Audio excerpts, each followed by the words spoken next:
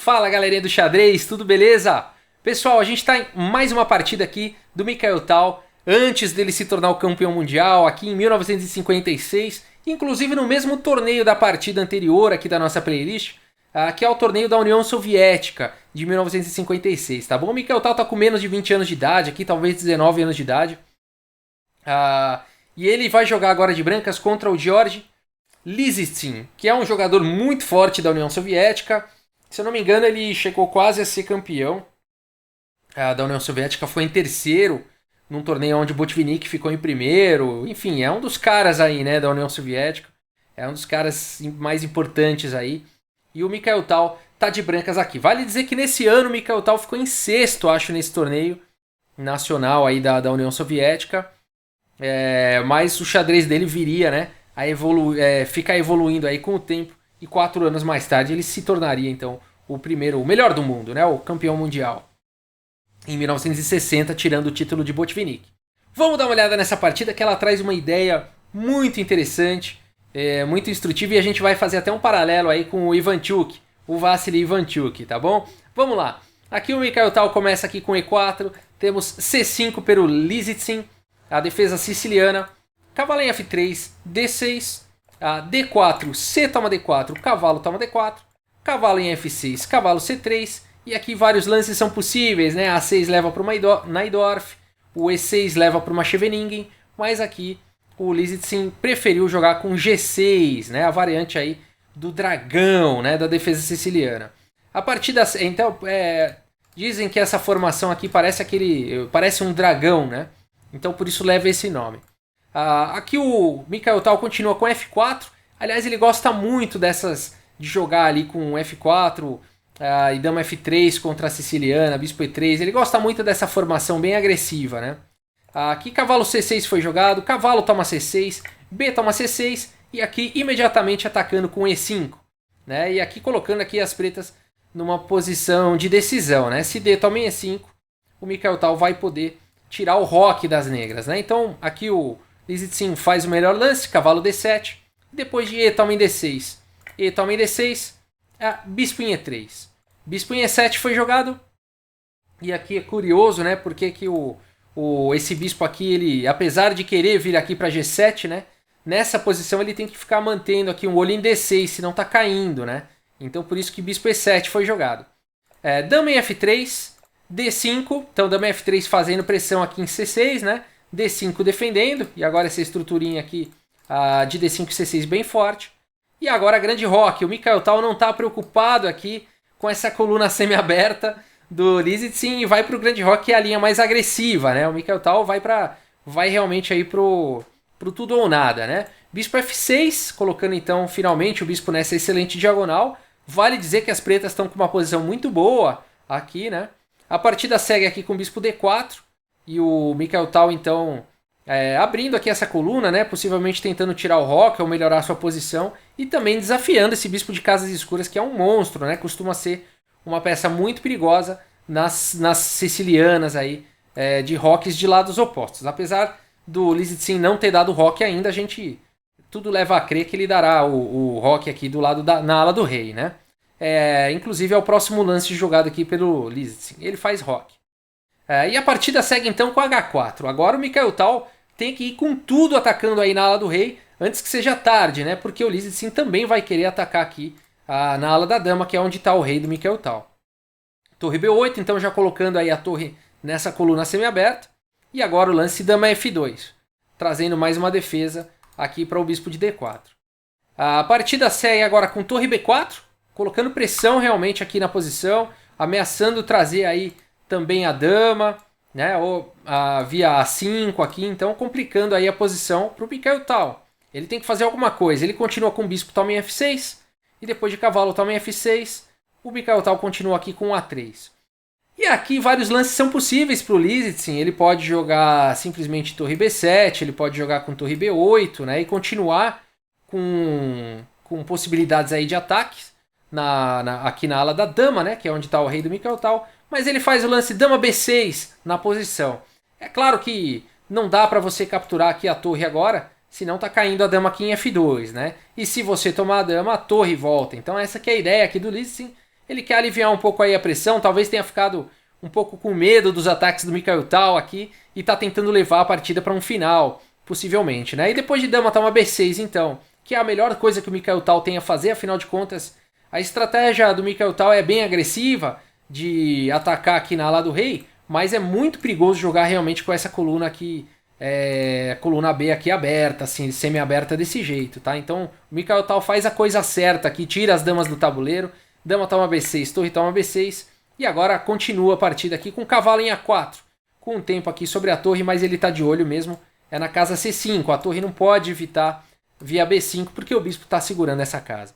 A torre B7, e o cavalo não tem pressa de ir para C5, primeiro desenvolvendo então o bispo, conectando as torres com o bispo D3, a partida segue agora com o cavalo H5, esse cavalo é bastante incômodo, né, fazendo uma pressão em F4, de olho também na casa G3, a partida segue com torre aqui de H em F1, defendendo o peão, e agora a torre vem para E7. E aqui as coisas não estão muito fáceis ainda para o Mikhail Tal, porque, enfim, o bispo aqui ele tem que ficar segurando aqui a sétima, né, para a torre não poder entrar. O cavalo está com algumas ameaças chatas, e vamos ver como a partida continua aqui. O Mikhail Tal faz um lance muito bom aqui da posição, que é o lance F5.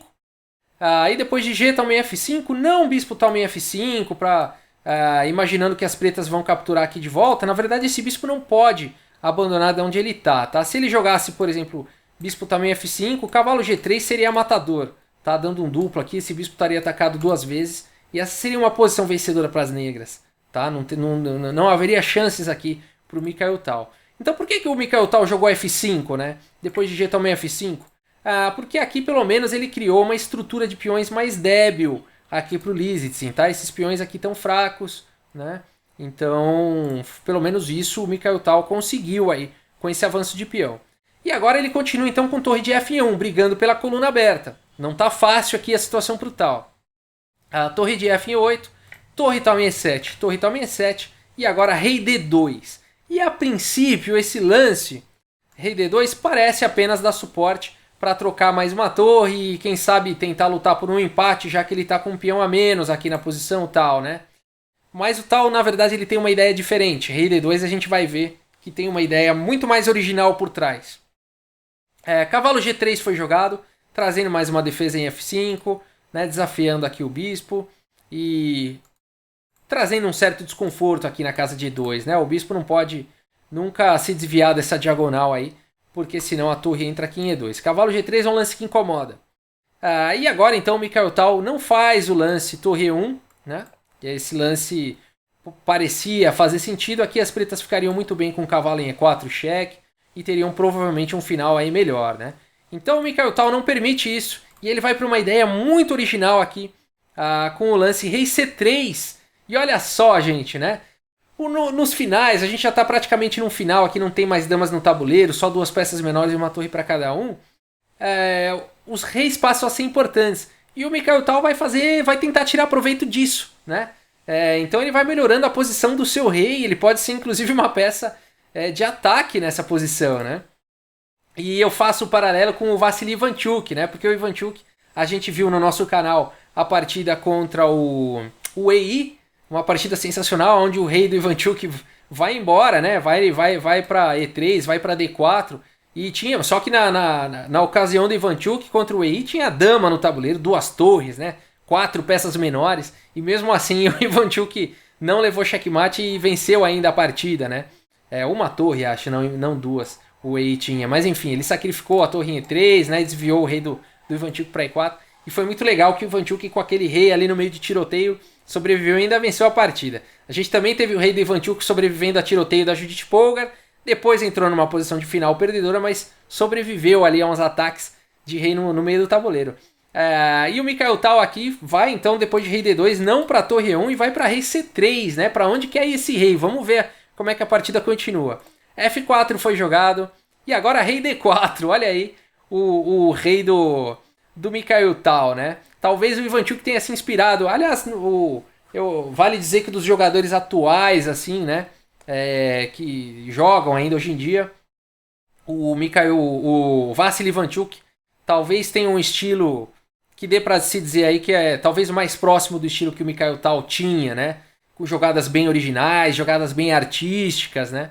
E é interessante essa comparação aí, né? Rei D4 aqui, o rei do Mikhail Tal, inspirando o Ivanchuk aí, as posições de rei ativo, né? A bispo F5 foi jogado, torre D2 segurando aí a sétima, portanto, agora as pretas estão ameaçando trocar aqui o bispo que está segurando a sétima, né? Então a torre D2 segurando aqui a sétima, né? Para a torre não poder entrar. A torre E6 foi jogado e agora cavalo C5 atacando a torre.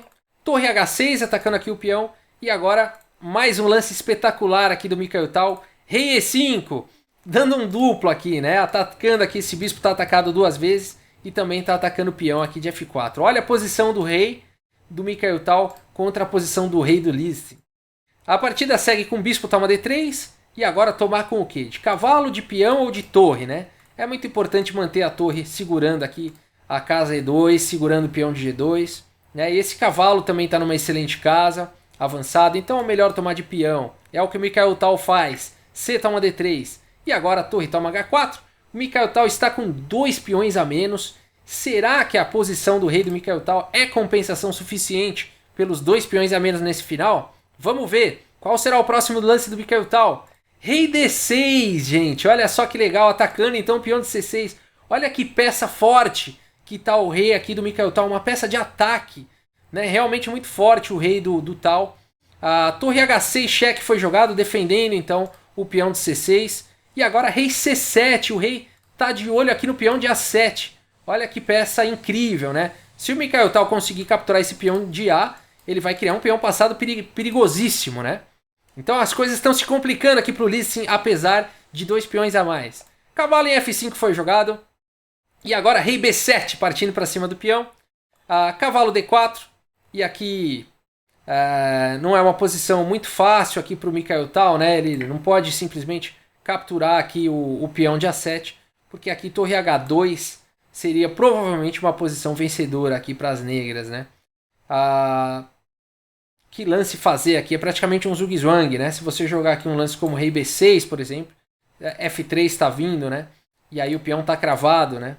E essa posição seria muito perigosa. Se jogar aqui, vai jogar o quê, né? Vai jogar B4, F toma G2, e você não tem como segurar uma posição como essa. Aqui é vitória para as negras, tá? Então uma posição perigosa, né? Por isso aqui cavalo D4, jogado aqui pelo Liszt, nessa hora tem que se prestar atenção, né? Não dá para, portanto, jogar rei tal 67. E aqui torre F2, então, segurando aí esses temas de cravada e tudo mais. A partida segue então com A5, o Liszt mantendo aí a sua vantagem de 2 peões no tabuleiro, não permitindo então agora sim perder o peão da coluna A e criar um peão passado perigoso para o Mikhail Tal. E o Tal então continua com torre toma em F4, recuperando pelo menos um peão e atacando agora o cavalo. Cavalo E6, fazendo um duplo aqui no cavalo e na torre. Mas primeiro torre G4, esse lance vem com o cheque. Rei F8 e agora o corajoso lance rei C6. Olha a participação do rei aqui do Tal. Se não é compensação suficiente, né? Agora ele já recuperou aí a desvantagem de 2 peões. Passou a ser nenhuma desvantagem material. O Mikhail Tal não está muito preocupado com os cheques descobertos aqui do cavalo do Liszt. Vale dizer que essa configuração aqui do cavalo separado pela torre por uma diagonal seriam necessários aí pelo menos 3 lances para esse cavalo conseguir capturar essa torre, né? Vamos imaginar aqui 3 lances possíveis aqui, ó. 2, na verdade 4, né? 4 lances aqui. Talvez para capturar aí a torre, né? Então não dá muito para você se preocupar aqui. É 4 mesmo? Será que não tem 3 aqui? Vamos ver. 2... são 4 realmente. Eu acredito que sejam 4 lances para o cavalo poder chegar a uma casa afastada na diagonal. Eu tinha 3 na cabeça, mas eu tô achando que são 4 realmente. 2, 3, 4, né? Realmente parecem ser 4 lances. Então não tem como o Mikhail Tal, não tem por que o Mikhail Tal se preocupar com cheques descobertos aqui na posição, né? E agora eu acho que valeu a pena, porque o rei do Mikhail Tal tá mais ativo, né, do que o Liszt. Então continua tendo a vantagem aqui pro Mikhail Tal, né? Cavalo toma C5 foi jogado, rei toma C5 e agora torre E6. Rei toma D5 e agora o Mikhail Tal passa a ter uma vantagem já de um peão. A torre B6 atacando aqui o peão de B2 e agora B4. A toma B4, A toma B4, vale dizer que a torre está defendendo o peão, e o Mikhail Tal já tem um peão de vantagem, portanto. E agora um final melhor para as brancas, vencedor para as brancas, por quê? Além do peão a mais, a posição do rei do Mikhail Tal está fazendo toda a diferença nessa partida, né? Aqui o Lee Sin ainda continua tentando com rei E7, rei C5, torre aqui em F6, torre D4, cortando aqui o rei da posição. Olha com que maestria o Mikhail Tal vai jogando. Torre F5 cheque, rei C6, torre F6 cheque, rei C7, não tem mais cheque, né? E agora esse peão aqui tá perigoso, né, dele avançar. A torre F5 segurando então o avanço do peão. Torre E4 cheque, e essa configuração, né, quando o rei aqui está distante na frente aqui do rei por uma casa e é cheque, o rei tem que sair para alguma casa de trás, né? Rei F6, portanto, foi jogado. E agora rei C6 dando apoio para a subida do peão. A torre F2 ainda foi jogado. E agora G4, né, defendendo aí o seu peão de G. H5, G também H5, rei G5. E agora B5, esse peão vai avançar com tudo. F5 atacando a torre, torre B4, passando a torre então por trás do peão. E aí depois de F4, B6, F3, B7, nessa posição o Lee Sin abandonou a partida. Por quê, né? Bom, aqui os dois peões vão ser coroados, só que o do Mikhail Tal vai ser coroado primeiro, né? Uma possível continuação aqui seria a torre C2 cheque, e depois de rei D6, F2, B8 promovendo para a dama e F1 promovendo para a dama. Aqui a gente tem uma sequência de checkmate forçado, com dama G8 cheque, rei também H5, dama G4 cheque, rei H6, dama H4 cheque, rei G6, torre G4, rei F7 e dama E7 seria checkmate, tá? Então por isso que nessa posição aqui, depois de B7, o Lee Sin abandonou a partida. Uma vitória incrível do Mikhail Tal, vale dizer que ideia original, né, do Mikhail Tal de jogar ali, né? Não dava para desconfiar ali aquele lance rei D2, né? A gente pensa que simplesmente apoiaria um lance como torre E1, mas não. Rei D2 preparou para rei C3, né? Rei veio para D4, rei veio para E5, veio para D6, veio para C7. O rei fez toda a diferença ali do Mikhail Tal. Vamos voltar ali naquela posição de rei D2. Cadê? Vamos ver aqui, ó. Puxa vida, que bacana, né? Vamos ver onde é que tava aqui. Pô, aqui ele tá em E5 já. Vamos voltar mais aqui, ó. Aqui, ó, no lance 25, rei D2, quem diria, né? A partida iria acabar aqui no lance no lance 54, né? Esse é o lance 25 ainda. Não que o Mikhail Tal tenha visto tudo até o final, não seria humanamente possível, né? Nem nenhum computador seria capaz de prever tudo isso. Mas a ideia é muito original, né? Ativar o rei, né? Num final como esse. Olha só que legal, vamos passando aqui mais rápido. Olha que rei ativo, né? E vai fazendo toda a diferença realmente. Jogando aí com toda a precisão, né? E apesar dos dois peões a menos na posição, aí a atividade do rei fez toda a diferença. E aí pouco a pouco o Mikhail Tal vai melhorando na posição e transforma dois peões a menos já em um peão a mais aí. E um final vencedor exatamente pela questão do rei mais ativo aí. E aí um lancezinho na frente fez toda a diferença nesse final, né? Ele estaria promovendo aí a dama primeiro e seguindo por uma sequência aí de checkmate. Legal, gente? Por isso que depois de B7 o Lee Sin abandonou a partida. Fantástico, né? Essa partida ela não teve nenhum sacrifício do Mikhail Tal, mas teve muita originalidade, né? A originalidade do Mikhail Tal saiu de uma posição, vamos falar, bem apertada. A abertura ali do Lee Sin foi bem forte, né? Uma siciliana ali com coluna B aberta, vindo com torre, vindo com dama. O Mikhail Tal foi muito sábio ali de trocar as damas, né? Não se iludiu com a possibilidade de ataque, né? Não quis manter as damas no tabuleiro para continuar atacando na ala do rei. O ataque na ala da dama estava mais forte pelas negras, ele não se iludiu, né, nessa questão. Fez o que era certo, trocou as damas e partiu para um final. E ali ele entrou com a sua originalidade, né? Com sua parte artística, né? Trazendo o rei e deixando aí uma partida para a história do xadrez, o rei ativo do Mikhail Tal. Teria então o Mikhail Tal de alguma forma aí, inspirado o Ivanchuk, né? A jogar com o seu rei aí de forma ativa tantas vezes, né? Será que o Tal é uma influência para o jogo do Vassily Ivanchuk? Não sei Não sei o que vocês acham, eu acredito que tem alguma influência assim, mas se alguém souber de alguma coisa, quem sabe o Mikael já tenha estudado sobre isso, você souber de alguma coisa, poste aí nos comentários, por favor. Tá bom? Pessoal, muito obrigado pela audiência, um grande abraço pra vocês e até a próxima. Valeu.